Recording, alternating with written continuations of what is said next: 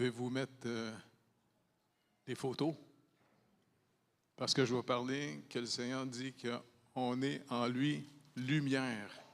Et l'Église est un flambeau. On est une ville sur une montagne. Ça, c'était l'image que les gens comprenaient avant. On n'est pas des 60 watts. On va essayer de comprendre ce que le Seigneur veut dire quand il dit « Vous êtes lumière dans les ténèbres, dans le monde ». OK? D'abord, dans l'Apocalypse, au chapitre 2, je vous encourage à relire les définitions, l'évaluation que le Seigneur fait de chaque Église. Donc, ça veut dire que chaque Église et chaque croyant, un jour, on n'est pas sauvé par les œuvres. Ça, il faut que j'insiste énormément, OK? Personne ici est sauvé par ses œuvres. C'est l'œuvre de Jésus-Christ qui nous sauve. OK? C'est clair? Et puis c'est pour ça que Paul était très en réaction contre les gens qui voulaient mettre les païens sous la loi de Moïse, sous le principe du mérite. Et malheureusement, dans le Moyen Âge, il y a eu une réaction contre la réforme. Les réformateurs ont voulu ramener les chrétiens à la parole de Dieu et non pas à la parole des bosses de Bécosse. OK? Ça, c'était très important. Et puis, n'oubliez pas ceux qui ont fait traduire la parole parce qu'elle était en grec. Puis la plupart des gens ne lisaient pas le grec. Bien, je pense à Jean Hus et puis Wesley et puis les autres. Certains, en tout cas, Jean, qui était dans les pays baltes, bien, lui, il s'est fait battre à mort et puis ils l'ont attaché sur un arbre puis ils l'ont brûlé vivant. L'Église l'a brûlé. Imaginez, c'est qu'il y a un danger de toujours que l'être humain veut reprendre contrôle. On suit le Seigneur. OK? Ça, c'est pour ça que Paul parle souvent de l'humilité. Puis s'il y en a un qui a pu défendre plus que n'importe qui le danger, finalement, de transférer le mérite en fonction de remercier Dieu continuellement de nous avoir aimés, et Jésus-Christ, Dieu qui s'est fait humain, lui-même a dit, personne ne prend ma vie, je donne ma vie. À la croix, il a donné sa vie. Et puis il dit, et je la reprends. 2 jours, le dimanche, ben, il a repris sa vie. Et c'est comme ça qu'il avait payé la dette de tous ceux, pour être sauvés, tous ceux qui, Jésus a dit, qui vont me faire confiance, qui vont venir à moi. C'est son œuvre qui nous sauve.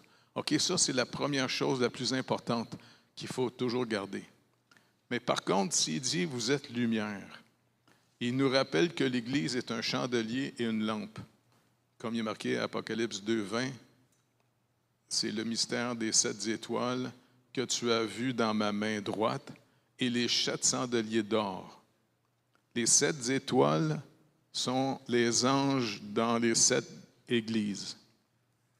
Et les 7 chandeliers sont les 7 églises. Donc, c'est quand même intéressant. Jean nous rappelle, on a un protecteur. On ne l'a pas vu. Moi, j'ai hâte de mourir pour voir le gars qui avait des ailes sur le dos. Ça va être intéressant. Et puis Jean, malheureusement, des fois, il était tellement admirable quand il les voyait, il tombait à genoux devant eux, puis l'ange lui dit, non, non, garde-toi de le faire. Je suis ton compagnon de service et celui de tes frères qui ont gardé le témoignage de Jésus. Et comme il est dit dans l'Apocalypse aussi, puis surtout dans l'Épître aux Hébreux, il nous rappelle que les esprits des anges sont au service de Dieu, envoyés pour exercer un ministère en faveur de ceux qui doivent hériter notre salut. C'est pas qu'on a toujours un ange à côté de nous autres, mais à certains moments, ils sont envoyés. Donc, je vous dis, la dimension dans laquelle on vit beaucoup dans le naturel et malheureusement, on ne voit pas tout ce qui est. Mais la parole de Dieu nous donne la vérité sur des dimensions qu'on ne peut pas voir.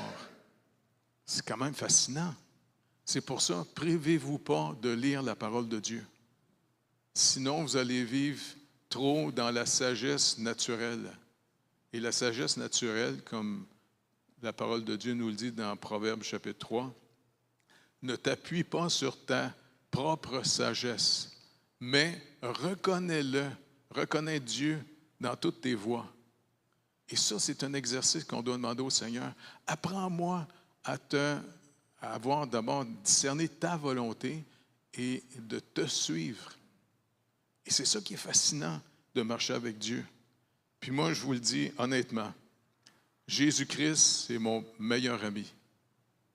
Parce qu'il m'a délivré bien des fois. Et puis, c'est rassurant. Honnêtement. Parce que moi, je n'ai pas choisi de devenir pasteur. Hein. Je travaillais à Hydro-Québec dans ce temps-là. Fait que j'avais une paye sûre. Et puis, c'était pas du trouble. Puis en plus, un de mes oncles, c'est lui qui me donnait des contrats à l'Hydro. Un de mes oncles qui était un des directeurs de l'Hydro-Québec. Je ne sais pas, ta femme l'a peut-être connu. C'était Jean Lorrain. Fait que quand je le présentais, mon oncle, c'est Jean Lorrain. Tous les patrons des départements étaient bien, bien gentils avec moi. Alors. Maintenant, si on est lumière, puis on n'est pas des 60 watts,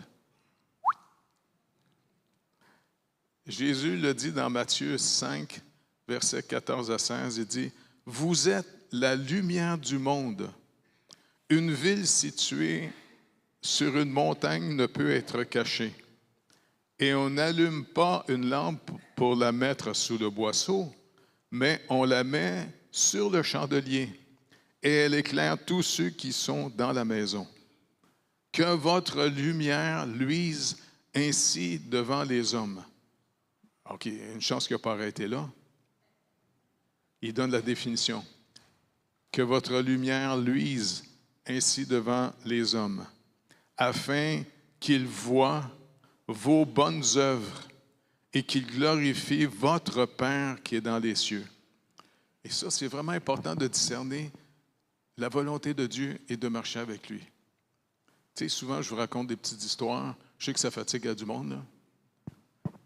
Mais tu sais, quand il nous a amenés en Haïti, j'avais demandé, Seigneur, comment je fais pour savoir que c'est pas notre imagination qui... Tu sais, c'est... Tu sais, moi, je veux marcher dans ta volonté, Seigneur Jésus, parce que je n'ai pas les moyens. Toi, tu as tous les moyens. Et c'est ce que mon premier pasteur m'a appris, Pierrot. Jeff, la première leçon que tu dois apprendre, ah oui, c'est quoi? Apprends à te confier dans le Seigneur et de faire confiance à lui. Fais connaître tous tes besoins à lui, pas aux gens. Ah non?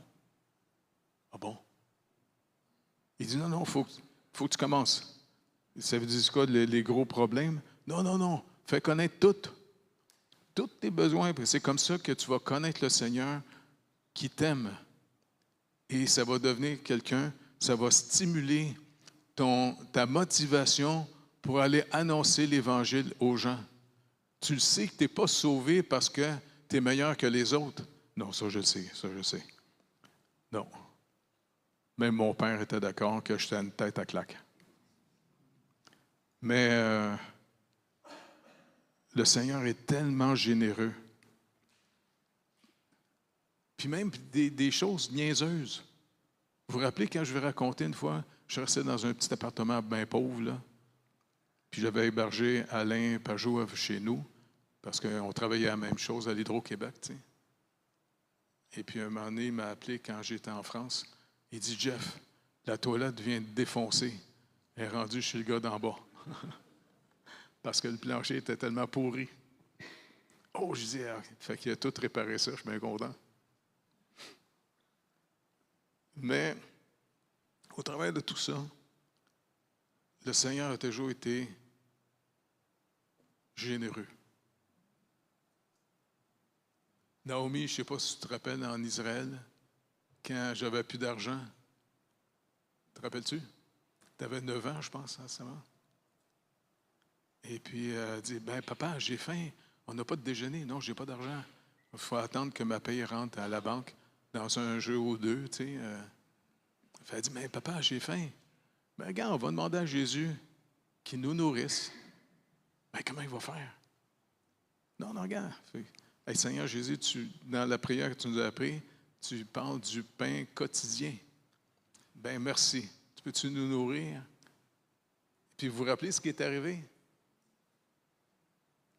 Vers 4 heures, un ami du Québec avait amené des pasteurs en Israël et il m'appelle parce qu'il a su que j'étais...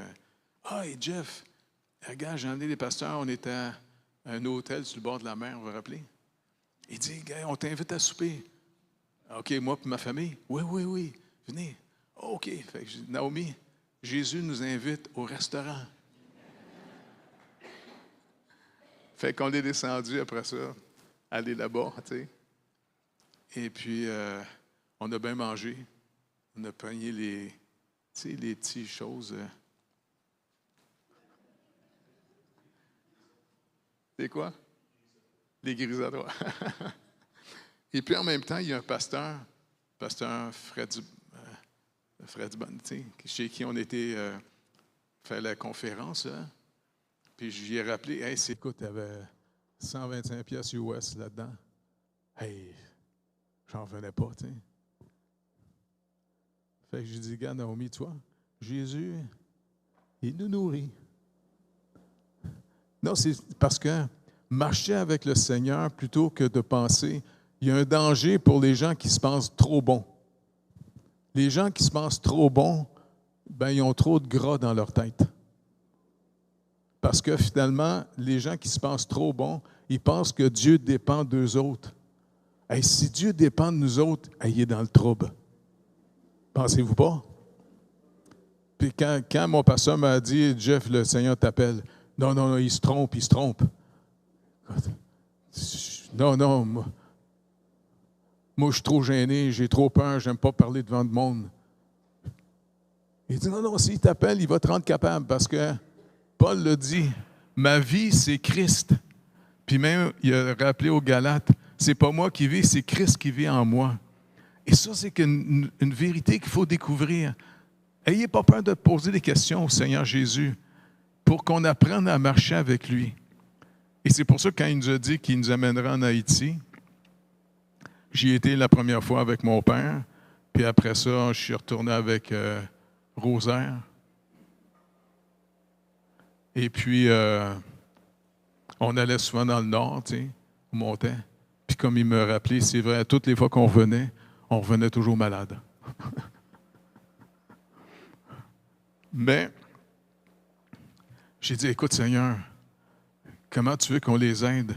J'ai pas le moyen. C'est au secours. Regarde Jésus, moi l'image que ça me donne, j'ai l'impression que tu me dis, gars, tu vas éteindre un volcan. Un volcan? Avec une petite chaudière. Puis je fais ça. Puis d'un coup, la petite chaudière est vidée. T'attends-tu que je fasse pipi dedans pour essayer de l'éteindre? C'est là. C'est comme si elle dit, non, non, je compte pas sur toi. OK, tant mieux. Et puis, le Seigneur, quelques années plus tard, Normand est avec nous autres aussi, puis on avait toute une petite équipe. Le Seigneur nous a amenés, c'est lui qui nous a amenés à Tiverny. Et quand on a rentré là, la première fois dans ce village-là, parce que on avait rencontré la fameuse dénomination, ben j'enseignais dans leur collège biblique là-bas, puis je leur ai dit à un moment donné, y a-t-il un village que vous voulez qu'on s'occupe, qu'on grandisse avec eux autres pour mieux comprendre? Ah, il dit OK. Fait qu'il nous a emmenés à Tiverny. C'était un petit village tellement pauvre sur le bord de la mer.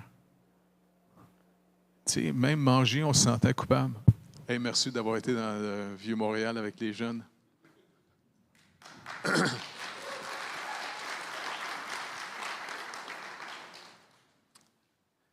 Puis le Seigneur a pourvu, puis c'est le Seigneur qui nous a amenés là. Et puis, je vous le dis, c'est toujours encore comment le reconnaître dans nos voies. Quand j'ai vu que le Seigneur avait mis sa main sur Normand, Normand recevait du Seigneur toutes sortes d'indications. C'était fascinant. Puis avec le doc Stéphane aujourd'hui, le doc Stéphane et sa famille, il a sauvé plein de vies humaines. Moi, ça me fascine énormément. Même une fois, j'étais avec Normand, puis on s'en allait au Caille, dans le Jeep, là, tu sais. Puis il me dit, gars, la madame puis le petit gars, on va les embarquer, on va les emmener. Puis, OK. Puis on les embarque. Puis il me dit, tu reconnais-tu le petit gars? Non. Il dit, gars, c'est la madame qui était dans la vidéo qui disait, au secours, au secours, au secours, au secours. Le petit était en train de mourir, puis le doc l'a sauvé. Puis le petit gars, il avait peut-être 5-6 ans, là, tu sais.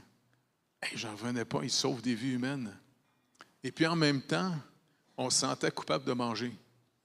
Parce que quand on mangeait un petit peu, tous les petits-enfants s'en venaient autour de nous autres. Ils nous regardaient.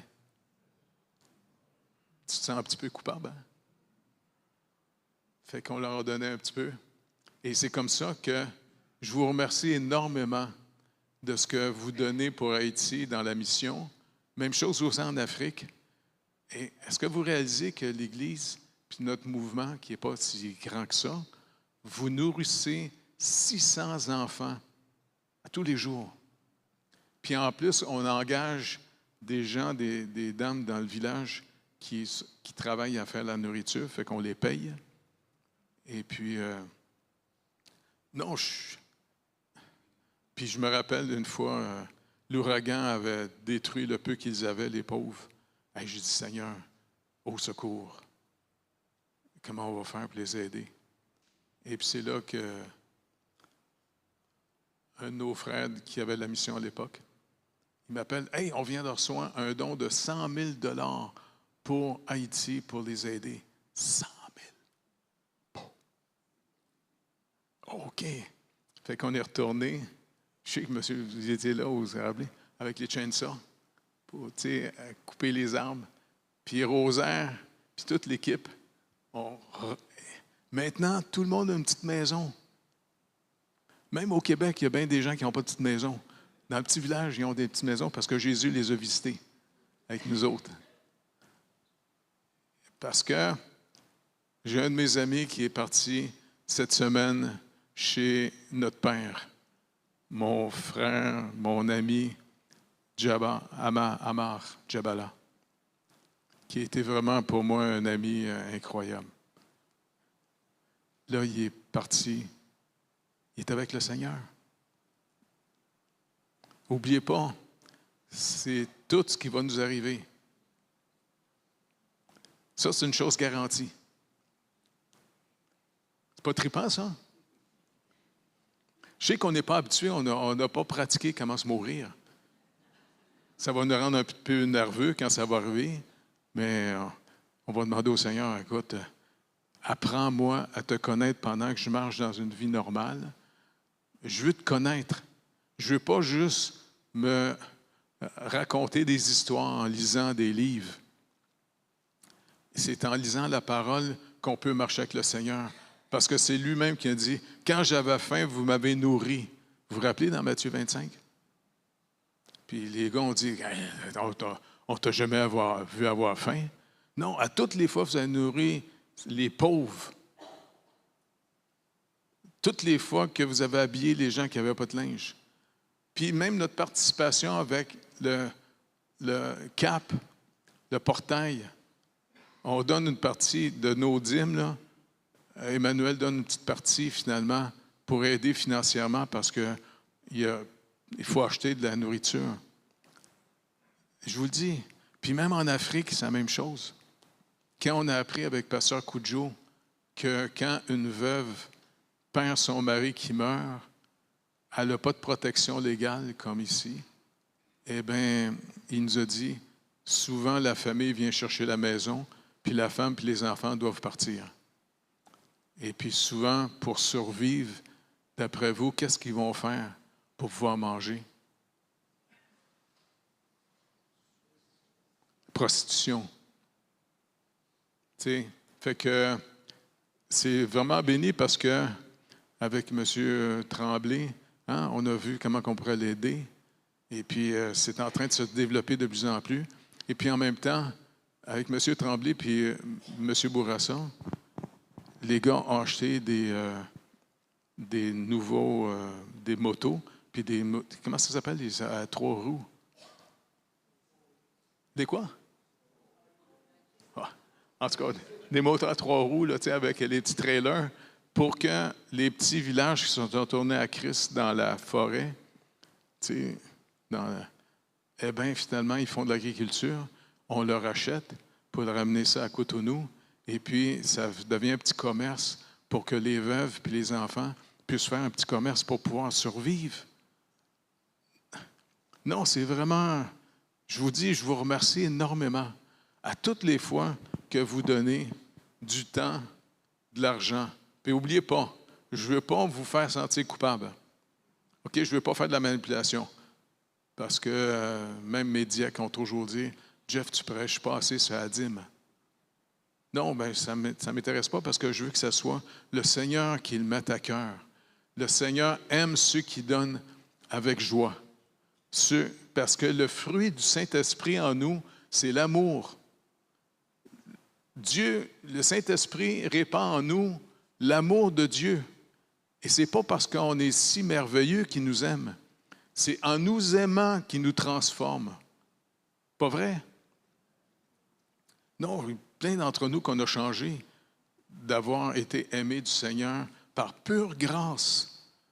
Et ça enlève le côté de vouloir être un héros. Tu sais, trop de gens qui veulent devenir trop merveilleux au détriment des autres. Et puis nos actions, ce n'est pas des actions de jugement. On ne fait pas ça pour condamner les autres. Si vous donnez, c'est parce que vous donnez au Seigneur Jésus.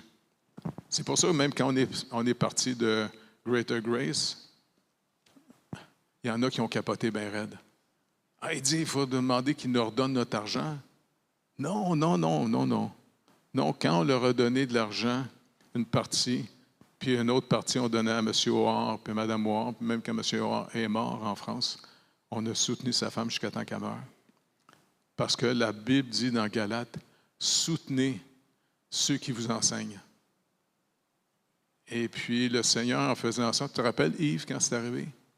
C'est la fois que tu m'avais donné mon chèque de paye et tu m'avais dit, change-les pas tout de suite, il n'y a pas assez d'argent dans le compte. C'est là que je t'avais dit, hey, on donne-tu la dîme de la dîme? Tu disais, ben non, tu ne comprends pas, on n'a même pas assez d'argent pour ta paye. Je dis, on va le faire. On va le proposer au conseil. Puis de toute façon, ça ne risque rien à personne dans l'Église. C'est juste ma paye qui risque. Puis j'ai hâte, parce que le Seigneur s'est toujours occupé de moi, on va voir qu'est-ce qui va arriver. Et puis, hein, tu te rappelles, à partir de ce moment-là, étrangement, je ne sais pas pourquoi, il y a plus d'argent qui rentrait dans l'Église. Non, le Seigneur, il est tellement trippant. Marcher avec lui, c'est fantastique. Il nous amène dans son œuvre. Tu sais, il ne compte pas sur nous autres à une chance. Il nous amène dans son œuvre. Viens-t'en, viens-t'en. OK. Puis, n'ayez pas peur que si vous avez une conviction de quelque chose, demandez un signe externe que c'est le Seigneur. Puis, il va vous le confirmer. Comme quand mon ami me dit, « Oui, Jeff, il va t'amener en Haïti, et puis il veut que tu t'amènes avec lui là-bas. » Ah oui? Comment on fait pour savoir si c'est vrai? Ben, je te vois, tu vas être dans un grand bateau blanc, puis tu vas le conduire. Attends, je sais faire du canot, mais pas du grand bateau. Non, non, non, mais OK. Puis, 3 ans plus tard, je me suis retrouvé devant le bateau. Tu te rappelles, Yves, le bateau que tu avais été acheté? Et quand tu as décidé de sauter dans la mer pour nager jusqu'au... Et puis ce bateau-là, il n'était pas blanc. Hein? Et puis quand je suis arrivé en Floride, comme dans toutes les histoires des livres d'Américains, un riche chrétien, un millionnaire chrétien, il est venu au bateau, il savait qu'on faisait de la mission, il a dit « Amenez votre cook ». Fait que le cook, on l'appelle. Il dit « Viens, je vais t'acheter de la nourriture, plein de poulet surgelé, et puis de la poudre de œufs, je ne sais pas comment c'est, de la poudre d'omelette. » C'est un peu spécial. Et puis, un moment donné, il a amené un camion plein de peinture. Il dit, votre bateau est trop laid. J'ai décidé de vous acheter de la peinture, du primer, et puis de la peinture blanche. Blanche? Hey, j'en revenais pas. Et puis, toute l'équipe, on peinturait le bateau. Hey, je capotais. Tu sais, j'avais... Hey, Seigneur, le bateau blanc. Et puis, vu qu'on était partis, puis la mer était assez... fait qu'il y en a beaucoup qui, dans ce temps-là, remettent le souper, la poudre de œufs. Et puis, finalement, le capitaine vient me voir. « Jeff, tu vomis-tu? »« Non, ça va. »« OK, gars, je vais t'amener. Il y a un officier qui va vous coacher, tout le monde. » Il m'a mis derrière la barre. Je conduisais le bateau. Je sais comment ça s'appelle, c'est une roue de même, là, tu sais. Comment? Le gouvernail. J'en revenais pas. Conduisais le bateau. Je dis, Seigneur, vraiment, c'est vrai, quand tu dis, tu peux prendre des imbéciles pour confondre ceux qui sont capables. Tu viens de me prendre pour conduire un bateau. Et puis le Seigneur m'a appris toujours la même leçon, comment on dépend de lui. Puis il était tellement généreux, même mes 2 premières voitures, puis mes 2 dernières voitures. Puis c'est toujours d'avoir un jardin secret. Moi, j'ai un petit jardin secret avec le Seigneur. J'en parle pas à personne. Parce que, tu sais, je veux pas que les gens le sachent. Parce que je me rappelle quand j'étais à Nîmes, il y avait des gens qui s'envoyaient des prophéties. Puis je me rappelle, il y en avait un qui avait besoin d'un piano pour faire de la musique. Fait qu'il y en a un qui dit « Oh, le Seigneur me dit, mon frère, donne ton piano. » Fait que le frère dit « Non, le Seigneur te répond, il est déjà vendu. » Oh, j'en revenais pas, tu sais. Non, le Seigneur, il est trippant. Marcher avec lui, c'est une fascination. C'est pour ça qu'en marchant avec le Seigneur, on va pouvoir parler de ce qu'il fait. Et puis son amour, comme il nous a sauvés par pure grâce. Je sais que ça rend le monde nerveux d'être sauvé par pure grâce, parce que c'est un don gratuit. Même Jean, il y a une expression dans l'Apocalypse, « acheter sans argent ». C'est-tu le fun, ça, d'acheter sans argent?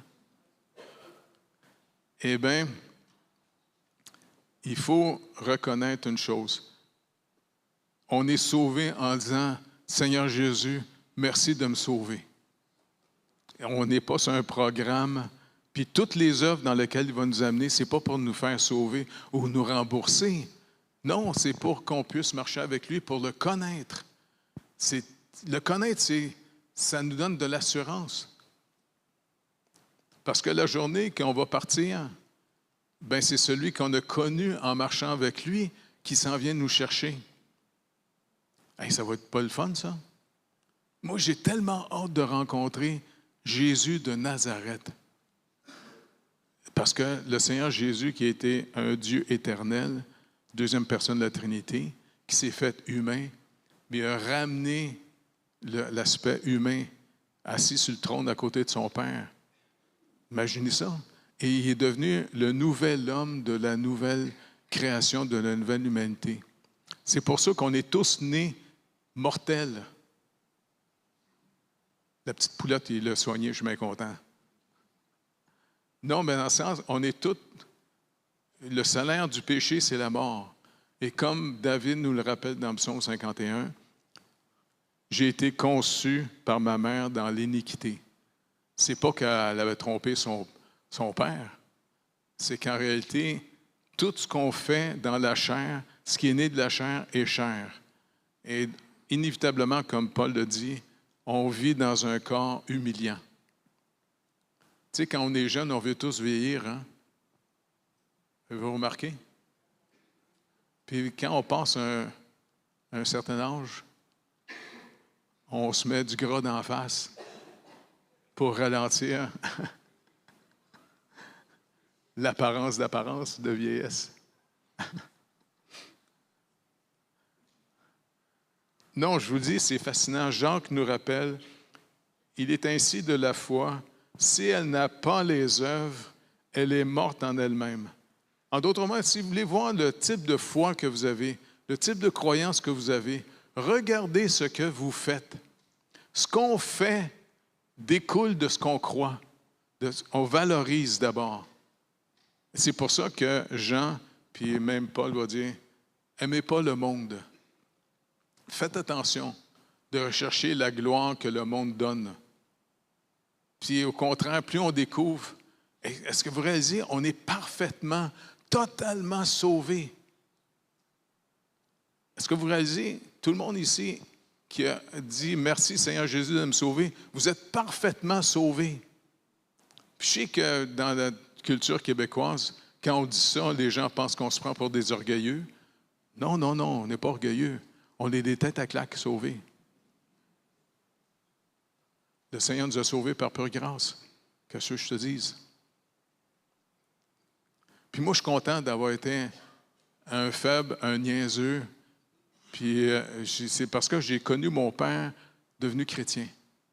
Avant ça, mon père, c'était policier. Puis ma mère voulait toujours que mon père s'occupe plus de moi. Il ne voulait pas. Parce qu'à l'époque, les cheveux longs, c'était une rébellion. Vous vous rappelez, dans les années 70, j'avais les cheveux bien longs. Puis elle dit, amène-les donc au cinéma, parce que tous tes policiers vont suivre un film.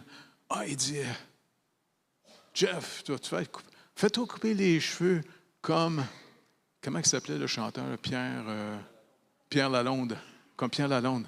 Ah, papa. Puis j'en étais ensemble, puis il était gêné, le pauvre. Mais quand il est venu au Seigneur, qui a compris que le salut, c'était gratuit, parce que c'est un catholique très impliqué. Puis c'est là que vous vous rappelez, quand je vous ai raconté l'histoire, quand il m'a amené chez un ami curé, à côté de l'école secondaire où est-ce que j'étais, là.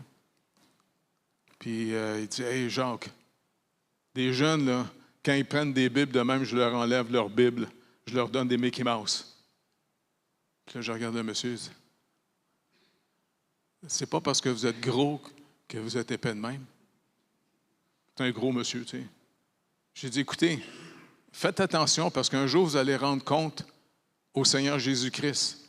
Moi, quand j'étais petit, je vous écoutais comme si c'était Dieu qui nous parlait par vous. Puis, c'est pas dans la Bible. Il dit, Jeff, Jacques, ton fils s'est fait baptiser. Il vient de sortir de l'Église catholique parce qu'il s'est fait baptiser. J'ai dit, écoutez, réveillez-vous, monsieur. Il y a juste une Église. Ce n'est pas les dénominations qui sont des sectes qui possèdent le christianisme. C'est Jésus qui sauve. Puis il m'a sauvé. Puis ils m'ont appris, selon les Écritures, Romains chapitre 6, que la vie éternelle, c'est un don gratuit. D'après vous, combien ça coûte un don gratuit? Hein? Hey Jacques, fais attention. C'est un niaiseux. Oui, je suis niaiseux. C'est pour ça qu'il m'a sauvé. Il sauve les niaiseux. Vous pouvez être sauvé, vous aussi, niaiseux comme vous êtes.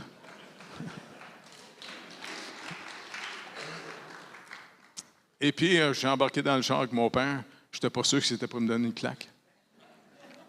Mais il n'a rien dit. Il était comme, « Hey Jeff, tu peux-tu me trouver une Bible? » Hey, père, au Québec, je ne sais pas s'il y en a des Bibles. Bon, essaye de t'en trouver une, père. Puis il a commencé à lire ça. Et puis il avait suivi un cours sur l'histoire de l'Église que tu as faite. Ça aide l'histoire de l'Église pour voir où ça a dérapé. Hein? Sinon, c'est très, C'est n'importe. Puis là, c'est là qu'il a compris. Puis je dis pas, notre vraie foi vient de ce qu'on entend de la parole de Christ. La parole de Christ, c'est la parole de Dieu. C'est pas que ce qu'on se raconte. Fais attention. Lis Galates. Tu vas voir, Paul, il va protéger les gens que certains veulent les mettre sur un programme méritoire. Il nous sauve par pure grâce. Puis plus on est aimé, plus que le Seigneur s'occupe de nous autres, bien, ça change notre comportement. Puis là, on a compassion des gens après. On n'est plus des juges toujours vers les autres, mépriser tout le monde.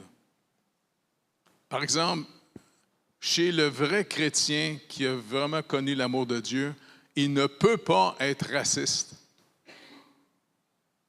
Impossible. Moi, je me rappelle quand un ami m'avait parlé, pas de l'Église ici d'ailleurs, je l'ai rencontré dans les funérailles. « Ah, tu t'occupes encore des Haïtiens? Ça ne donne rien, c'est un peuple trop ignorant. » Là, je le regarde. « Tu prends-tu encore tes pilules, toi, là? » Un être humain. Non, c'est le fun parce que c'est en marchant avec le Seigneur Jésus qu'on peut aller contre l'esprit de ce monde. Parce qu'oubliez pas, Jean nous rappelle, le monde est sous la puissance du malin. C'est un gros menteur. Mais il dit aux jeunes, vous êtes forts parce que vous avez vaincu le malin, vous avez cru la parole de Dieu. C'est en croyant la parole de Dieu qu'on va passer au travers. Non, c'est fascinant. OK, il faut que j'arrête bientôt pour ne pas vous écœurer trop longtemps. Jacques nous rappelle, il dit, lisez la lettre de Jacques, il parle beaucoup de notre vraie foi se manifeste dans ce qu'on fait. Ce qu'on croit, c'est comment on organise nos vies en fonction de ce que ça devient une nouvelle valeur. Il dit, la religion pure et sans tache devant Dieu notre Père, dans Jacques 1, 27, consiste à visiter les orphelins et les veuves dans leurs afflictions et à se préserver des souillures du monde. Puis Jean nous rappelle aussi dans sa première lettre au chapitre 3, versets 17-18, « Si quelqu'un possède les biens du monde et que, voyant son frère dans le besoin, il lui ferme ses entrailles, comment l'amour de Dieu demeure-t-il en lui? Petits enfants, n'aimons pas en parole et avec la langue, mais en action et avec vérité. » C'est vraiment important. Oui, il y a des temps qu'on peut encourager, consoler des gens, mais, comme il dit, il y a des gens qui ont besoin de secours. Puis le Seigneur nous a permis de vivre dans un pays quand même prospère, en paix. On peut facilement se promener sur la planète. Puis je vous dis, c'est le Seigneur qui nous a amenés à rencontrer Cudjo et Joséphus. Et étant associés avec eux autres, non, c'est vraiment une bénédiction. Regardez, Matthieu 9, 13. « Allez et apprenez ce que signifie « Je prends plaisir à la miséricorde », c'est Dieu qui parle, « et non au sacrifice, car je ne suis pas venu appeler les justes, mais des pécheurs. » Donc, il nous montre, je suis venu sauver des perdus. Éphésiens 5, 8 et 10 dit, « Autrefois, vous étiez ténèbres, et maintenant vous êtes lumière dans le Seigneur. Marchez comme des enfants de lumière, car le fruit de la lumière consiste en toutes sortes de bonté, de justice, de vérité. Examinez ce qui est agréable au Seigneur. » Donc, c'est vraiment important. Philippiens 3, 14, Paul leur rappelle aux Philippiens, c'était une des seules églises qui a vraiment reçu, je ne sais pas comment vous dire, la grâce de Dieu. Parce que vous vous rappelez, Paul a été leur annoncer l'Évangile parce qu'en Macédoine, il y avait eu un songe avant, vous vous rappelez, dans les Actes. Il y avait un Macédonien qui disait, « Hey, viens nous sauver. » Puis Paul en parle à son équipe, puis ils disent, « OK, on va y aller. » Fait qu'ils ont traversé l'autre côté. Et puis quand il est arrivé à Philippe, il leur a annoncé l'Évangile. Et puis, Paul ne le faisait pas pour son bien personnel. Il le faisait pour le bien des autres. Parce qu'il se savait entièrement sauvé par pure grâce. Parce qu'il dit, avant, j'étais un homme qui se confiait en moi-même. Quasiment, je m'admirais. Et puis, j'étais un homme violent. Il a même contribué au meurtre d'Étienne. Donc, le Seigneur aurait pu le tuer si ça avait été juste la justice méritoire. Il l'a sauvé par pure grâce. Et c'est pour ça que l'apôtre Paul, dans ses lettres et dans sa vie, il n'a pas eu peur d'organiser sa vie pour l'avantage des autres en disant hey, « je suis sauvé ». Puis il va même dire aux Philippiens, « Écoutez, je suis en prison en ce moment et puis je ne sais pas comment ça va tourner. Soit que je vais être libéré par vos prières, ou bien je vais être tué. » Parce que dans ce temps-là, on tuait les gens facilement. Et puis, Paul n'a pas peur. Il dit, « Ma vie, c'est Christ. La mort, c'est un gain. » Puis il dit, en passant, je ne sais pas, entre les deux, qu'est-ce que je devrais choisir. Mais s'il est plus pratique pour la gloire du Seigneur que je sois renouvelé puis encore marcher dans la chair pour annoncer l'Évangile, pour aller chez vous, pour vous encourager puis vous fortifier dans le Seigneur, OK. Mais si on me tue, on me tue. Non, c'est vraiment c'est très encourageant. C'est pour ça, dans Philippiens 3, 14, il leur dit, « Je cours vers le but. » D'après vous, qu'est-ce que Paul dit être le but? C'est quoi le but de notre vie chrétienne? D'après vous? Comment? Ouais. C'est ça. Comment? Ouais, annoncer l'Évangile. Comment? Rendre la gloire à Dieu, oui. Ben, c'est plus que ça. Ça fait partie de tout ça, là. Le but du Seigneur, il dit, je cours vers le but pour remporter le prix de la vocation céleste de Dieu en Jésus-Christ. En d'autres mots, tu sais, si vous découvrez, pas tous les jours, vous vous rappelez, moi, je suis content que, tu sais, depuis le début, je vais être honnête avec vous autres, ça a pris 2 ans avant que je croie que Dieu m'aimait. Tu sais, je croyais qu'il m'a sauvé juste parce qu'il est bon, mais je me dis, je suis une tête à claque. Mais le Seigneur m'a montré qu'il m'aimait, puis il s'occupait de moi. Même une fois, quand j'ai dit, je suis prêt-tu à mâcher de la gomme aujourd'hui? Je sais que c'est ridicule, il y a du monde qui meurt de faim. Ben, je te demande juste une gomme. Puis mon père est venu prendre un café chez nous, puis avant de partir, il me laisse un paquet de gomme. Oh! Et puis avec la faculté, c'est la même chose. Tu sais, j'ai dit, si c'est toi qui m'as appelé à être président de la faculté, écoute Seigneur, c'est comme l'histoire du bateau, ça. Complètement ridicule. Regarde-moi, que je sois président. C'est ça, cette affaire-là. C'est la mort qui insistait tout le temps. Non, non, non, non. Ah oui, tu vas être président. Jeff, tu vas être président. On a besoin d'un gars comme toi. Bien, comment ça? Je n'ai même pas de diplôme. J'ai échoué mon secondaire 5. Puis j'ai échoué mon cours d'enseignement religieux. Non, non, non, mais regarde, tu as pris des cours de grec, tu as pris des cours d'hébreu, tu as pris des cours longtemps avec nous autres en secret parce que tu ne voulais pas que les Américains le sachent. Ouais, ouais. Non, non. Puis j'écoutais ton émission de radio, Jeff. Attends, Amar, toi, tu écoutais mon émission de radio? Oui, oui, c'était vraiment bon. J'en reviens pas. J'en reviens pas. Tu sais, c'est des Autochtones, là. Donc, comment tu dis? Ceux qui apprennent tout seuls, ça s'appelle comment ça? Des autodidactes. Mon grand-père, c'était un Autochtone. Ben, tu sais, il dit, les gens qui apprennent par tout seuls, ça n'arrive pas souvent. Puis Jeff, moi, j'aimais bien écouter ton émission. Ça m'encourageait. Attends, Amar, je t'encourageais. Toi qui es un docteur. Oui, oui, tu sais. Fait que, il m'a demandé, il a insisté.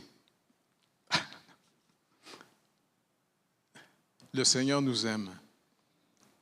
On est parfaitement sauvés. Ça veut dire, Seigneur, aide-moi à réorganiser ma vie en fonction de ce qui est le plus important. Que ma vie en ce moment, ça soit une vie intelligente, une vie dans ta lumière, une vie, Saint-Esprit de Dieu, de marcher dans les œuvres, comme tu dis dans Éphésiens 2,10, on est en Jésus-Christ, ton œuvre, Père, créée en Jésus-Christ pour les œuvres que tu as préparées. Fait que je veux continuer à trouver tes œuvres. C'est pour ça que je lui demande, tu peux-tu rebooster ma batterie? Parce que j'ai 2 portes qui sont ouvertes au Québec en ce moment, à La Tuque, à Wamantashi, puis aussi à Chandler. Tu sais, s'il vous plaît, redonne-moi le jus. Puis c'est le fun, le docteur a dit, ben, tu n'as rien trouvé, hein? C'est bien. Ben, comme la médecin que tu m'as envoyée a dit, monsieur, oui, mangez plus. OK. Parce qu'ils m'ont pesé, là. Puis elle a dit, normalement, vous étiez 5 et 7, mais là, je vous ai mesuré, vous êtes rendu 5 et 5. J'ai rapetissé de 2 pouces. Et puis, en plus, elle me mesure. Hey, monsieur, vous pesez 128. Wow! Moi, je pensais que j'avais engraissé un peu. Non, c'est pas grave, tu sais. Moi, s'il me redonne le jus, même si je suis un squelette, moi, y aller pareil. Non, marcher avec le Seigneur, je vous dis, c'est rassurant, c'est tellement fascinant. Puis j'en reviens pas parce que M. Warren a dit, Jeff, le Seigneur va t'amener dans plein de pays. Ah oui? Comment ça? Bien, j'en reviens pas toutes les places qu'il m'a amenées. En Martinique, en Haïti, en Colombie, aux États-Unis, un peu partout au Québec, au Labrador, en Allemagne, en Hollande, en Serbie, en Grèce, en Crète, à Malte, aussi en Afrique, les 3 pays. Parce que je me rappelle, j'avais dit au Seigneur, quand Chantal dit, parce que pour moi, avant, ma suite, c'est je me sauvais toujours chez nous sur le pouce. Parce que je me disais, c'est en dehors de la boîte que m'a trouvé la raison de la vie.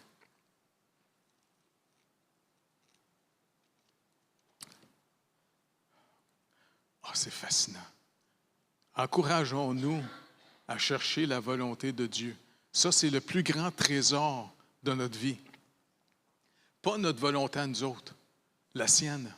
OK? Est-ce que vous êtes d'accord avec ça?